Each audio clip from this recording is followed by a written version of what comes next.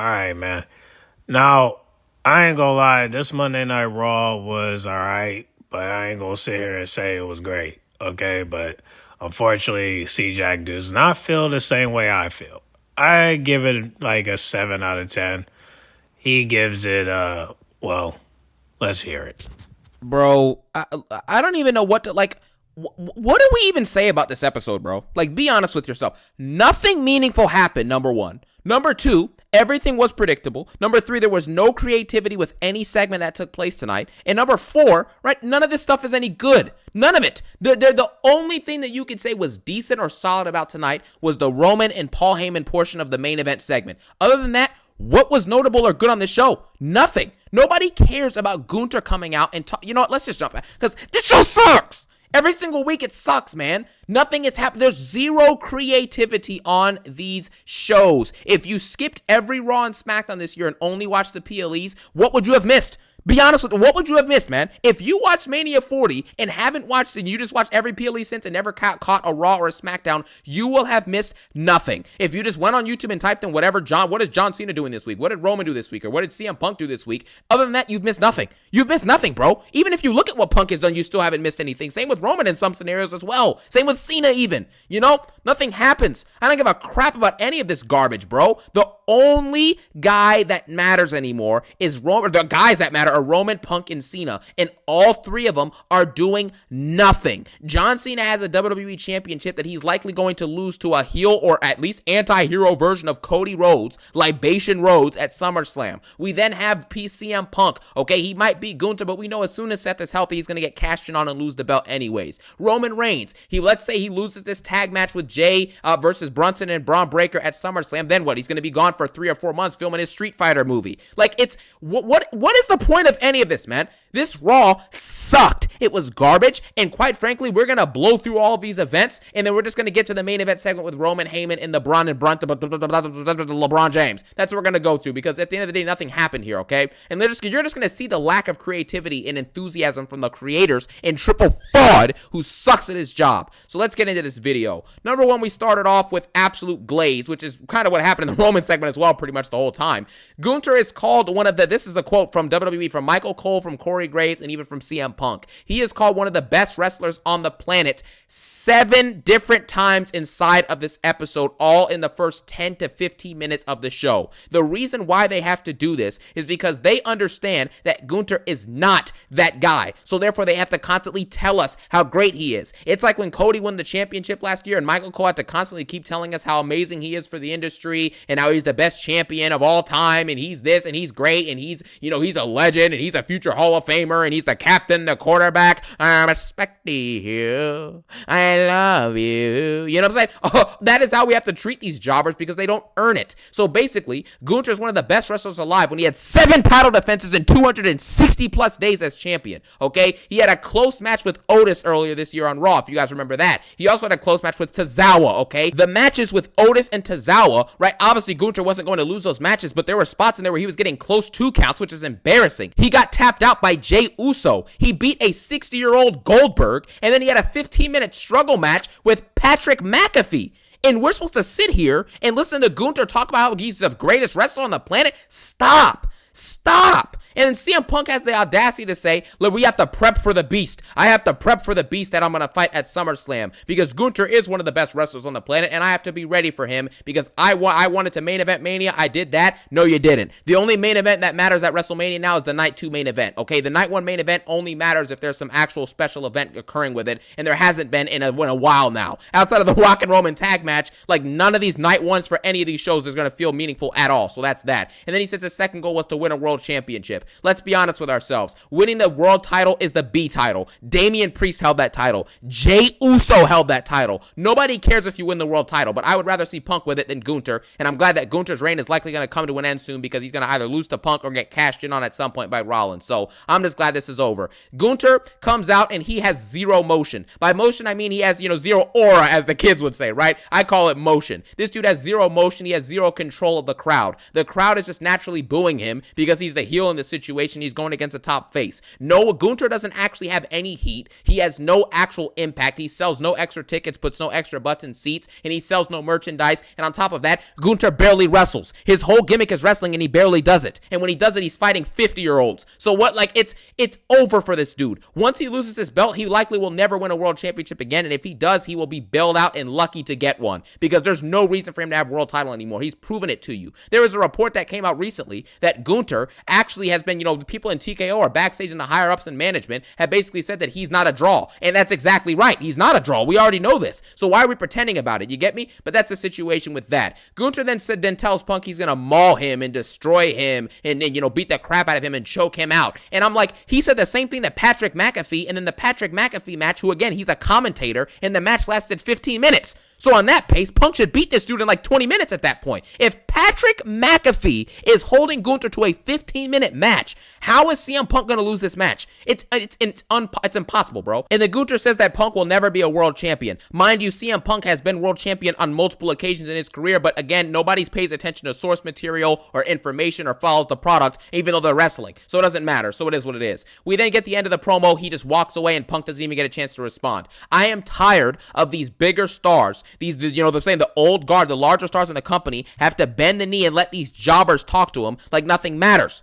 Grow up. You know what I'm saying? What are you like? This is ridiculous at this point, okay? Then we move on to the next match, which I don't even remember what this was. I think it was Sheamus versus Rusev. We got the same spots. They've been fighting for 10 plus years. Nobody cares. Rusev, it gets knocked out by hitting the exposed turnbuckle or whatever, and then he's just immediately no-sells it and is completely fine and grabs a shillelagh, then gets bro-kicked, and then Sheamus pins him 1, 2, 3. Nobody cares about this. They've been wrestling the same singles match for over a decade at this point. Yes, we haven't seen it since probably like 2017 or whenever the heck it was, but again, it doesn't matter. It's the same premise. You get the point. I don't want to see the same match over and over and over again. Where is the creativity? Showcase your roster, build new stars. Now Austin Theory, we have to talk about this. Austin Theory is now injured. Austin Theory could have easily, and I mean easily, become at least a mid-carder in this company, a good mid-card face. But instead, he now has been overworked on main event and shows that aren't even televised, and now he's injured, and the whole feud buildup with him and Grayson Waller has been handled off-screen because Theory is allegedly hurt. It's like, this is some of the dumbest stuff I've ever seen from Triple H, man. He has no idea what he's doing, he has no creativity, and he doesn't see the long-term vision. I'm tired of this guy, bro. Yeah, I am too. When I found out about the news, I was very disappointed. You know what I mean? And shout out to All-Star Z77. He said, I feel like Austin Theory might be released if another round of superstar cuts happens in the future. Good for him, though. Triple H is wasting his potential anyway. I think we all can agree with that. But yeah, he's definitely going to be released. But it's a shame that they're going to release him, but they don't want to release Waller. Damn. But hopefully Austin will find another promotion will take him, and maybe AEW, maybe TNA. I don't know, but I don't really know what's next for him. I really don't. But I'll do a poll on my Instagram, and y'all can tell me where he should go. But yeah, him and Zoe Stark, they're definitely gonna leave. But hopefully they'll speak the truth. If not, I mean, they're most likely going to say the same thing. I appreciate WWE for what they did for me, and then that's it. So that's it. It really ain't nothing to talk about. I mean, the money talks. You know what I'm saying? So, I mean, what they can say. I mean, if they haven't been abused or treated fairly, I mean, listen, if they haven't been abused or they haven't been robbed, and, again, what can they really say that they can take to court? You feel me? So, I mean, so I'll just say, man, just wait till their contract expires. That's all you can do. So, yeah, so. All right, well, let's get back to the video. But y'all comment down below and let me know what y'all think about Austin Theory, getting injured and possibly getting released. Y'all comment down below and share your thoughts, all right? Let's continue. Then we get to the New Day versus the Creed Brothers versus the LWO. This match was pretty average. I don't really know what else to say about it. There's a lot of flips from the LWO. The Creed Brothers show their great athleticism, and New Day has some decent heel moments in the match, especially with Xavier Woods showing his charisma and being pretty funny as per usual. But the New Day got rematches for their tag titles. They lost to number one contendership to get that, their title back that they never lost, yeah. Take my title that they never lost, yeah. That.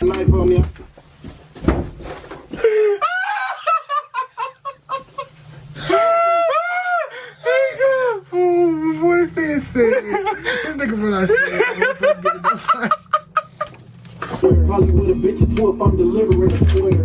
I hope we get into a circle, got my knife. That's how he said it though. Like, anyways, you know what I'm saying? The New Day gets a chance to basically win back their championships through a number one contenders match, but the Street Profits lose their titles and get no chance to get a number one contenders. It is just, let's just move on from this, bro. The LWO ends up winning the match, and then afterwards it's revealed that Grayson Waller wants to join the New Day and be Big G. You know what I'm saying? Like Big E, now it's Big G with Grayson Waller. So it is what it is. This guy's a jobber. We then move on to Becky Lynch. She says the same promo she's been cutting versus Lyra Valkyria now for 2 months, basically saying that she's the best, and it's not just her saying that. Sports Illustrated says it. WWE.com says it.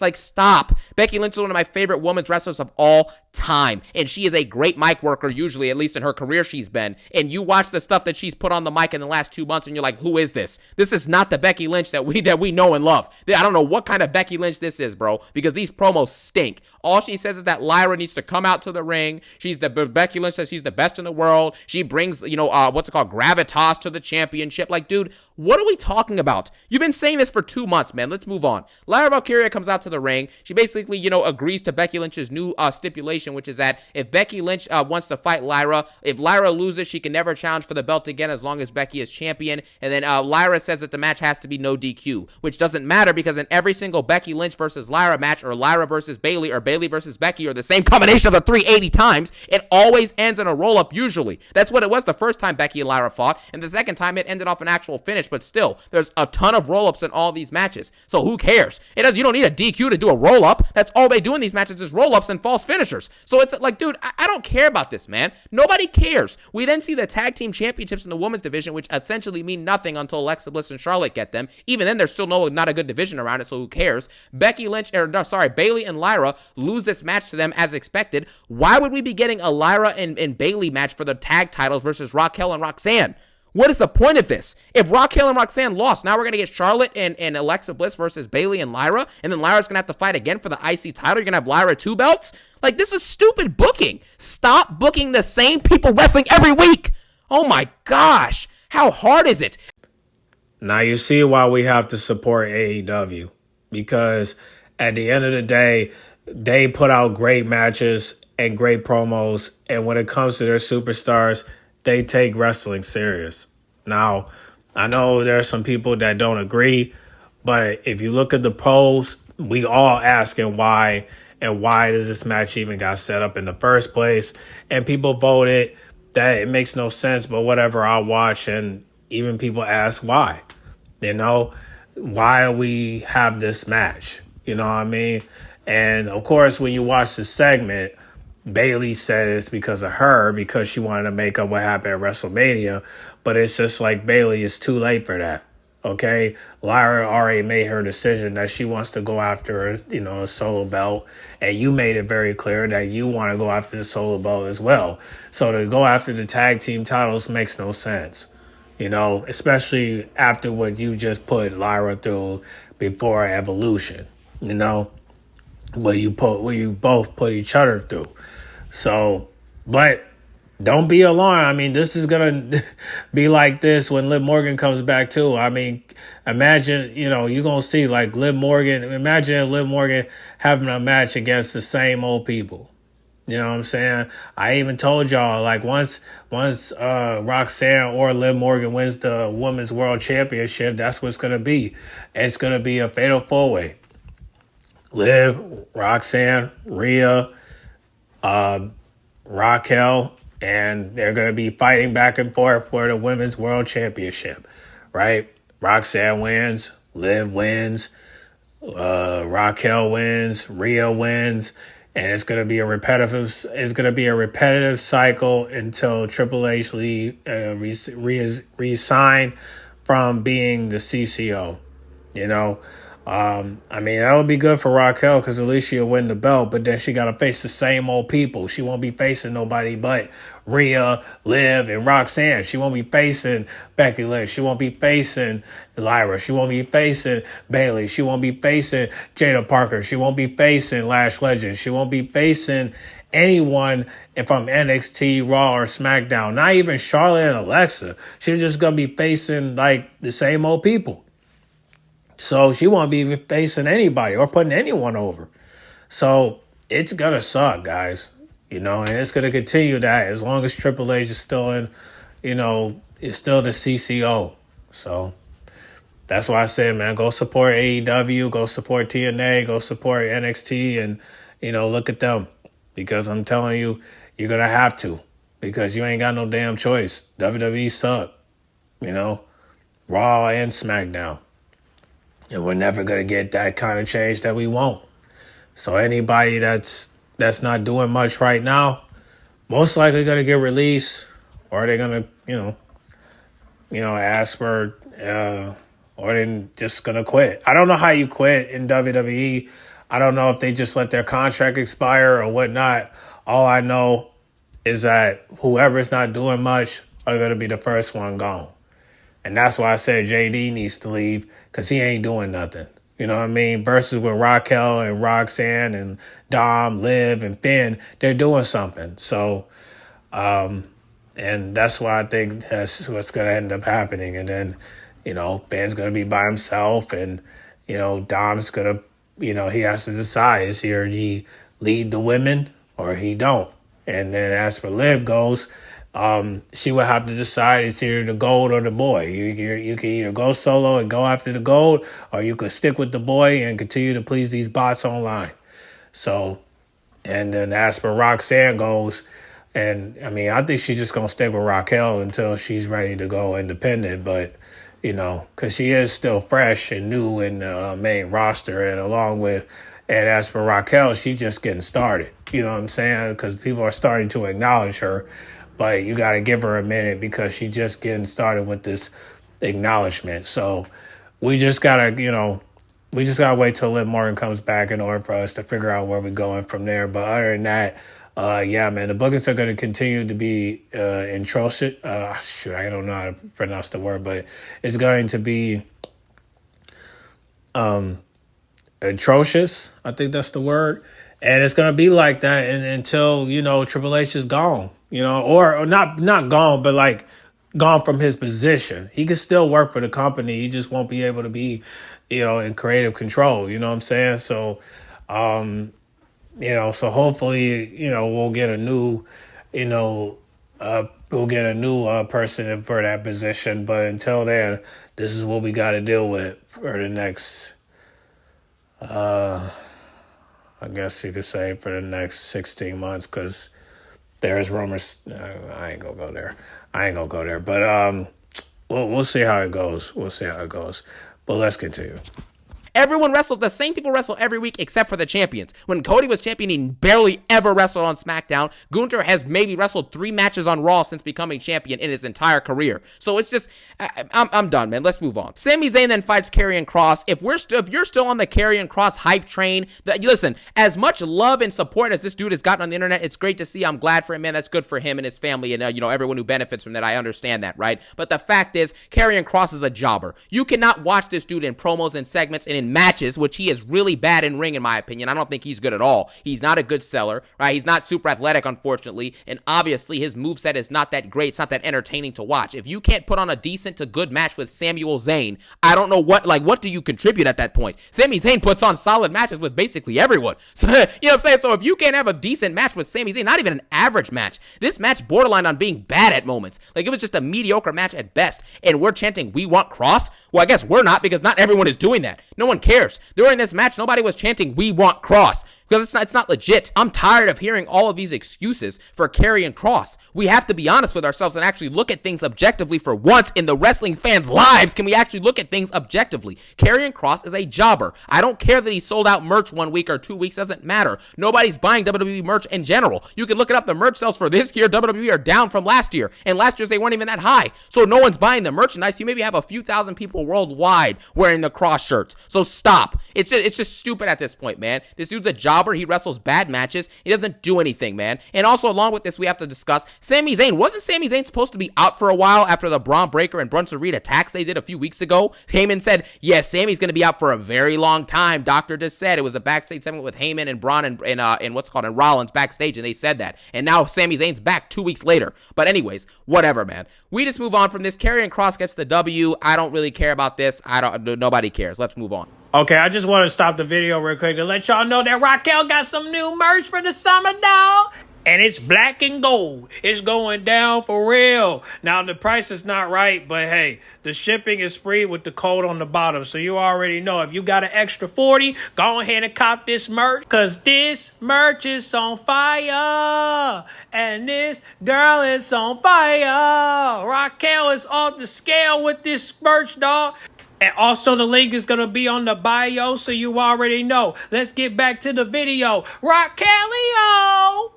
We then get a big, absolute brawl. Nothing is like, this is what I mean with the show, right? I need to break this down so people understand what I'm trying to get at here.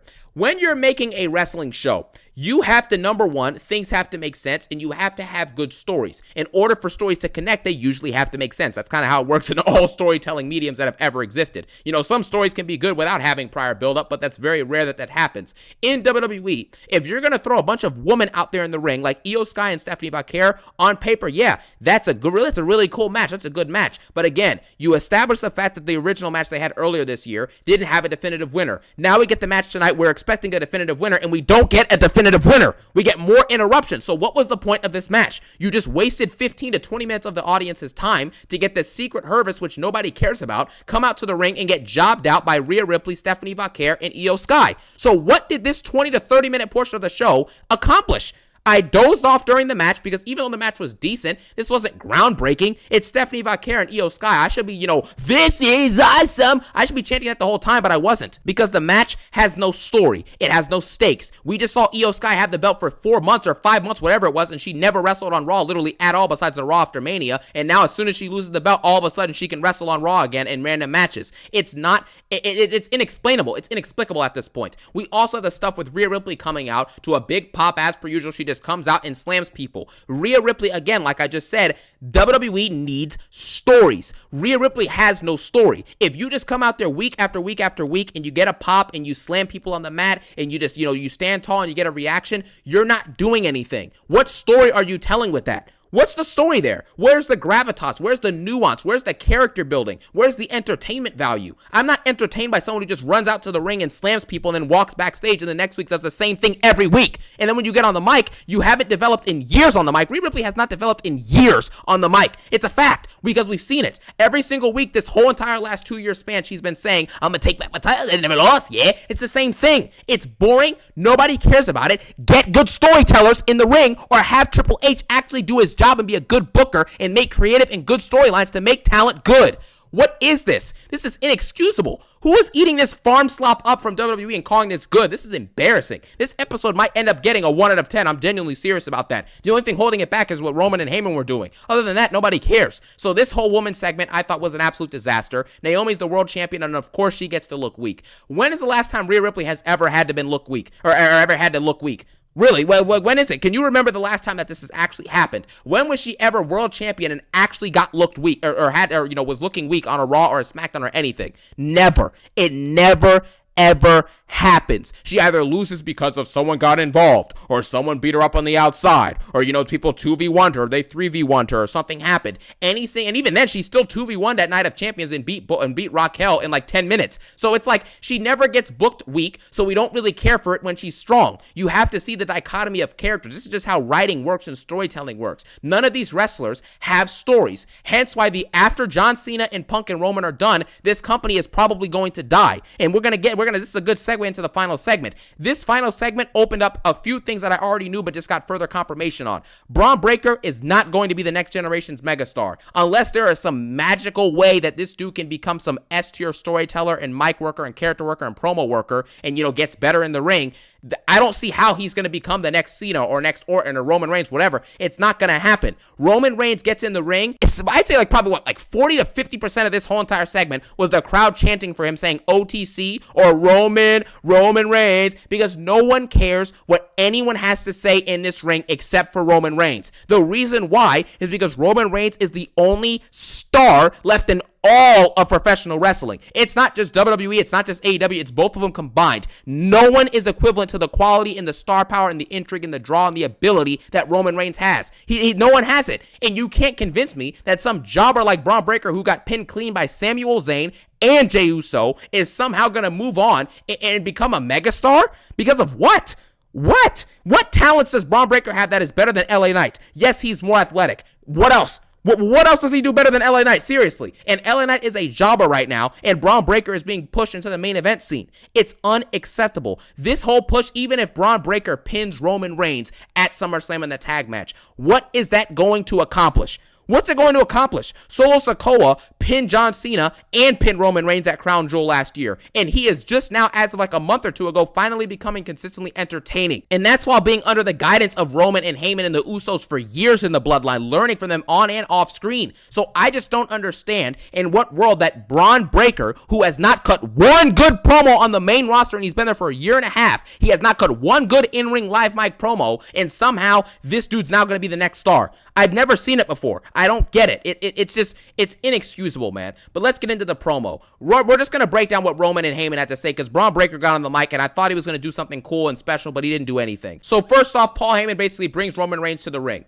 All right, Roman Reigns gets some of the loudest reactions I've seen a WWE wrestler get, and I don't even know how. It's been months at this point. This dude, the amount of over that he is, I don't even know how else to really quantify it at this point. Obviously, you know what I'm saying, if we're talking in the pantheon of WWE, obviously you got to, factor in Stone Cold Steve Austin and The Rock and the Attitude Era. I mean, their levels of over, honestly, are probably way higher than Roman's, even with him, Roman being this over. But, I mean, like, dude, outside of that, and obviously Cena, guys like that, Taker, etc., Roman Reigns is in that second tier of just generational pops. I mean, it's just ridiculous at this point. Even CM Punk, they chant CM Punk while he's in the ring, but they don't do it like this. The whole 15 first minutes of this promo was all chanting for this dude. It is, I mean, listen, it's ridiculous. Anyways, Paul Heyman basically says, Roman, I would love for you to lead this new faction that I've created, because Rollins is out for a while. Maybe you can step in and now lead this new faction, kind of like you did in the Bloodline. Roman gives a very funny facial expression as per usual, and then Roman Reigns basically gets on the mic. He then proceeds to say, he says, H-Town,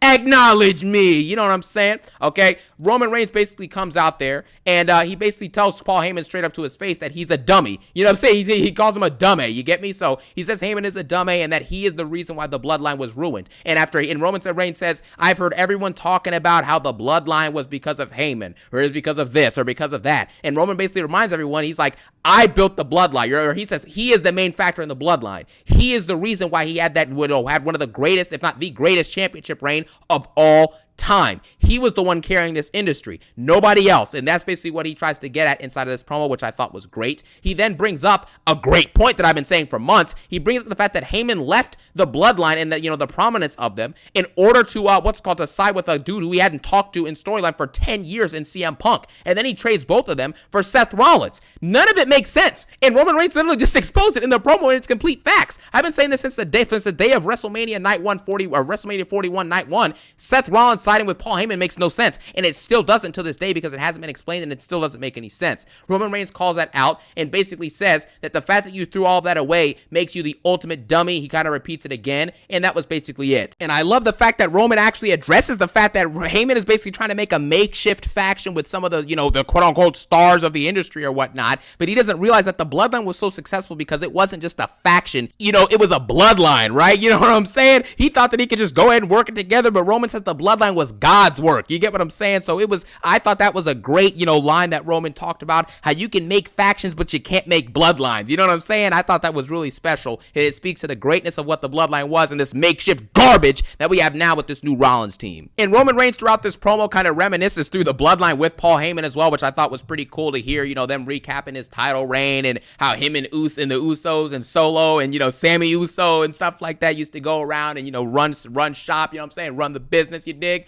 But that was pretty cool. Overall, it was a very solid promo, in my opinion, where he spoke facts and he actually got to, recap some history and explain some things and actually address the stuff that's been happening since he's been gone, so I appreciated that. I respected that. I loved that. Then Braun Breaker gets on the mic and proceeds to basically say that Roman Reigns had his time 5 years ago and he means nothing anymore and that Braun Breaker is the future of the industry. That's basically what he says about himself. Again, Braun Breaker, the way he delivered this line, you could tell he kind of seemed a little bit unconfident. And also, when you think about what he's saying, it's just not accurate. Roman Reigns is the biggest wrestler on the planet. On top of that, we also have to factor in that Braun Breaker is someone who lost to Sami Zayn and Jey Uso clean in one-on-one matches. Now, I understand that people hated that Roman was overpushed when he was, in the big dog era. But the fact is, we have to be real with ourselves. The reason you push young stars like that and don't have them lose many matches, unless they're losing to top guys, is because it's unbelievable when they actually get in those positions. I can't unsee the fact that Braun Breaker lost a fatal four-way match that included Dominic Mysterio, Finn Balor, and Penta. I don't care that he didn't get pinned. The fact that he lost that match is embarrassing. You also have the fact that Braun Breaker got pinned, like I said, by Sammy and Jey Uso. It's like, how do you just unsee that? And now he's no-selling finishers. He's wrestling gauntlet matches versus world champions like Punk and Jey Uso. None of this makes sense. And they have to overcompensate for it and have Braun Breaker say, oh, well, the big dog, I'm the big dog now. I'm the real top guy. No, you're not. Wasn't the point of the faction to have Rollins be the top guy? I mean, none of this makes any sense. It's all an absolute joke and a ruse. However, the point is that Braun Breaker is likely not going to become a megastar, and that's just what it is. I'm seeing it in front of the ring. When you look at Roman Reigns and you look at Bronson Reed and Braun Breaker, and you just realize how inferior they look across from Roman Reigns in that ring, it's just a joke. It's laughable when you see Roman Reigns getting taken down by both of them because that this makes no sense. It's stupid looking. It just looks it's so ridiculous. When Braun Breaker was holding that mic, he's got that that ridiculous spray tan. No offense, but he got that ridiculous spray tan. He looks like annoying orange. I'm like, what are we doing at this point? Stop the spray tan, get better on the mic, get better in the ring, and actually hone in and practice your skills. I'm tired of seeing these little 30-second promos from Braun Breaker where he's saying a whole lot of nothing and a whole lot of something at the same time. I don't know what to say about this. Afterwards, Roman Reigns basically says, I didn't listen to a word you just said, say it again. He tosses Braun Breaker the mic, and then Superman punches him, and then Bronson Reed kind of, he fights Bronson Reed a little bit, and then gets speared by Braun Breaker. Then he gets saved by Jey Uso. They then double spear both Braun and Bronson together, and then they stand tall, and that's it. That's the end of the Raw.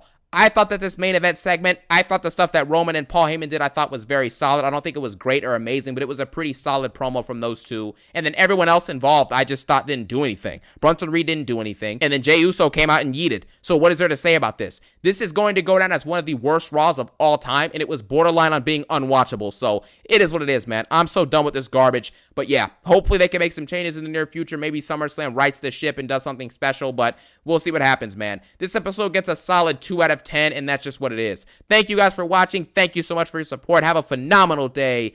Peace out and one love. Well, there you have it. Well, y'all get in the comment box and y'all let me know what y'all think about Monday Night Raw. I like the promo with Roman Reigns. It was a really great segment. It was good. Better than the other ones, I'll tell you that. But y'all comment down below. Let me know, okay? Get in the comment box. Make sure you guys like, comment, subscribe, share if you're new. And I'll catch y'all in the next video, all right?